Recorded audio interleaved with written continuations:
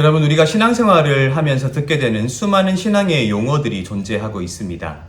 사실 이 용어들은 문학적인 표현의 결과물일 뿐만 아니라 굉장히 중요한 상징성을 담고 있는 용어들임에는 분명합니다.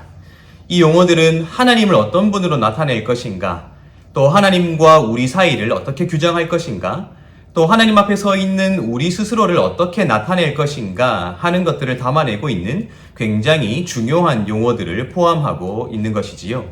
예를 들어 하나님은 나의 바위시다 라고 했을 때 하나님이 문자적으로 바위를 가리키는 것은 아니겠지요. 하나님은 바위처럼 견고하게 나를 막아주고 내가 그 위에 설 수 있는 반석과도 같은 역할을 하시는 분이다 라는 것들을 상징적으로 나타내는 용어라고 할 수 있을 것입니다.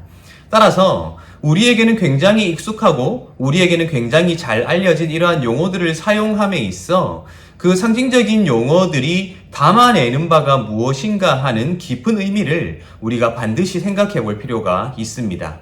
왜냐하면 그 상징적인 의미들을 상실하고 단지 그 용어만 남아있을 때 때로 우리가 가지고 있는 이 신앙의 깊은 차원을 간과하게 되고 또 그 신앙을 가진 자로서 나 자신에 대한 규정을 놓치게 되고 그렇게 우리의 정체성을 손쉽게 잃어버리게 되기 때문입니다. 그런 의미에서 우리가 정리해야 할 참 많은 용어들과 생각해 보아야 할 단어들이 참 많이 있는데 저는 고린도전서 3장에 근거하여서 오늘은 교회와 성전과 예배당이라는 이 용어들을 조금 정리해보면 어떨까 하는 생각을 해보게 됩니다. 오늘 특별히 고린도전서 3장 16절과 17절에는 우리에게 굉장히 잘 알려진 내용이 기록되어 있는데요. 제가 읽어드리도록 하겠습니다. 너희는 너희가 하나님의 성전인 것과 하나님의 성령이 너희 안에 계시는 것을 알지 못하느냐?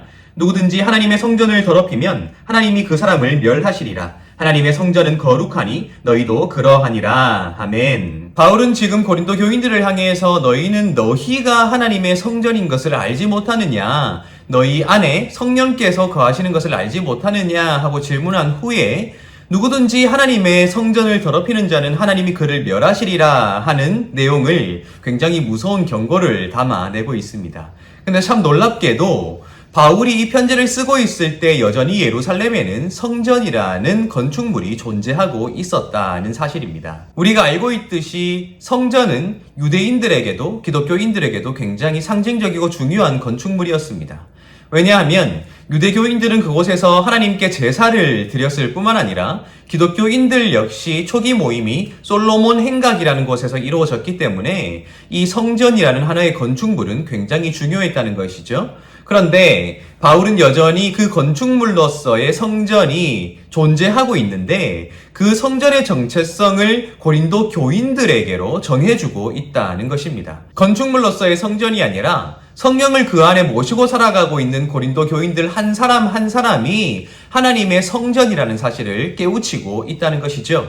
그렇기 때문에 성전인 그들 스스로를 더럽히는 자는 하나님께서 용서치 않으실 것이다 하는 굉장히 강력한 언어로 그들이 거룩해야 한다는 것을 또한 그들이 하나가 되어야 한다는 것을 촉구하고 있다는 것입니다. 그런데 우리가 생각해보면 이 성전이라는 용어가 결국 그리스도를 믿음으로 하나님의 자녀가 되었고 성령을 모시고 사는 사람들 개개인을 가리키는 용어일 뿐만 아니라 그렇게 모든 그리스도인들을 가리키는 용어일 텐데 우리 입에서 언제부터인가 이 성전이라는 정체성이 나 자신에게 적용되기보다는 하나의 건축물에 적용되기 시작했다는 것을 우리는 너무나도 잘 알고 있습니다. 특별히 성전과 교회라는 이 정체성이 우리 자신을 가리키는 용어라는 사실을 우리는 어렴풋하게나마 잘 알고 있을 텐데 언제부터인가 이 교회라는 정체성도 성전이라는 정체성도 나 자신 또한 우리가 아니라 하나의 건축물에 부여하기 시작한 우리의 모습을 발견할 때가 참 많이 있다는 것입니다. 우리는 알고 있습니다. 주는 그리스도시요 살아계신 하나님의 아들이시니이다 라는 그 베드로의 신앙 고백을 여전히 고백하고 있는 우리를 하나님께서 그 고백 위에 교회로 부르시고 세우셨는데 결국 그렇게 예수를 그리스도라고 고백하는 사람들의 모임이 교회인 것을 우리가 분명히 알고 있다는 것이죠. 그런데 언제부터인가 우리의 입에 이런 말들이 있지 않습니까? 우리 함께 교회 가자라고 말입니다. 사실 이 말은 반은 맞고 반은 틀린 것 같습니다.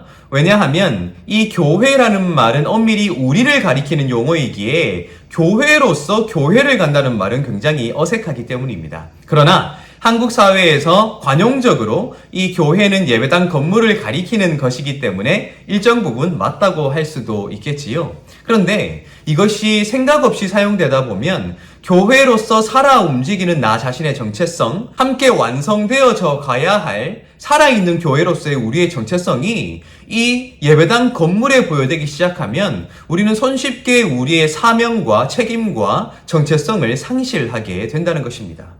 교회로서의 정체성을 건축물에 부여하다 보니 응당 교회로서 갖추어야 할 거룩한 삶과 아름다운 모습이 우리에게서 찾아보기 힘들게 된다는 것입니다. 교회로서의 정체성을 이 건축물에 부여하고 교회 가자라고 해버리니 이 교회로 불리는 이 예배당을 떠나게 되면 우리는 마치 책임이 없는 것처럼 느끼게 될 때가 굉장히 많이 있다라는 것이지요. 성전은 어떻습니까? 많은 사람들이 기도할 때 또 다양한 대화들을 통하여서 우리가 성전에 모였다라는 말을 하기도 하죠. 사실 이 역시 절반은 맞고 절반은 틀렸습니다. 왜냐하면 성전이라는 용어는 사전적 의미로는 거룩한 전당을 말하는 것이거든요. 우리가 이 예배당을 하나님께 예배하는 곳이므로 우리 스스로 구별하여 거룩하게 만들어 나아간다는 점에서 이 예배당은 성전이 맞습니다. 하지만 많은 사람들이 그러한 의미로서의 성전이 아니라 마치 구약 성경에 묘사되고 있는 하나님께 제사드렸던 그 성전이 마치 이 예배당의 성전과 동일한 정체성을 가진 것처럼 이 예배당을 아무런 거리낌 없이 성전이라고 말하고 있다는 점에서 틀렸다고 할 수 있을 것입니다. 게다가 오늘 이 고린도전서 3장의 말씀에 의하면 바울은 우리가 성령을 모시고 살아가는 성전이라고 하기 때문에 또 구약 성경과 신약 성경 시대에 존재했던 그 성전은 파괴되어서 더 이상 존재하고 있지 않기 때문에 또한 우리가 함께 예배드리고 있는 이 예배당 역시 구약 성경에 묘사하고 있는 대로 지어진 건축물이 아니기 때문에 성경에서 말하는 성전은 건축물로서의 성전이 아니라 우리 자신이 되어야 한다는 것을 우리가 반드시 기억해야 한다는 것입니다. 성전으로서의 나의 정체성을 건축물에 부여하다 보니 성전으로서 응당 성령을 모시고 살아가는 나 자신이 어떻게 거룩해야 하며 어떻게 아름다워야 할 것인가 하는 그 책임을 완전히 잊어버리게 된다는 거예요. 성전으로서의 이 예배당이 거룩하면 그만이라는 생각에 사로잡히기 때문입니다. 그러나 그렇지 않다는 것이죠. 교회는 우리 자신입니다. 예수를 그리스도라 믿는 사람들의 모임이 교회이고요. 살아 숨쉬는 유기체 조직이 바로 이 교회입니다. 성전도 바로 우리 자신입니다. 성령을 모시고 살아가는 우리 모두가 성전이라는 것입니다. 결국 우리는 교회로서의 정체성을 다시 우리의 것으로 되찾아오며 성전으로서의 정체성 역시 이 건축물로부터 우리에게로 되찾아올 때에 그것이 습관적으로 교회다, 성전이라 일컬어지는 것이 아니라 정말 그 성전이 말하고 있는 이 용어가 담아내고 있는 상징적인 의미, 교회라는 용어가 담아내고 있는 그 중요한 사명, 그것을 우리가 회복할 수 있는 첫걸음이 열리기 시작한다는 것입니다. 여러분 기억하십시오.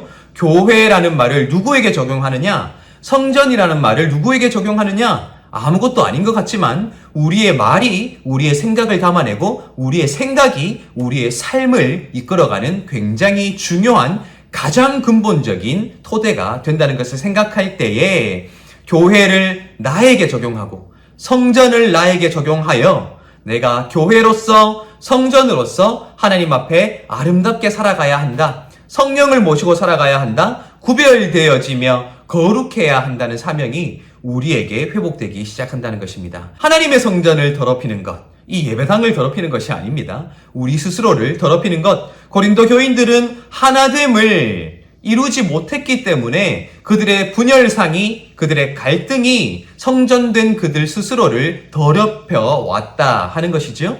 만약 이 시대에 우리가 성전으로서의 우리 스스로를 더럽히고 있다는 것이 있다면 그것이 무엇일까? 우리가 깊이 있게 반성해 볼 수 있어야 한다는 것입니다. 성전으로서의 우리, 교회로서의 우리의 정체성을 회복하고 그렇게 하나님 앞에 더 아름다운 삶으로 항상 영광 돌리는 저와 여러분들 되시기를 예수님의 이름으로 축복합니다.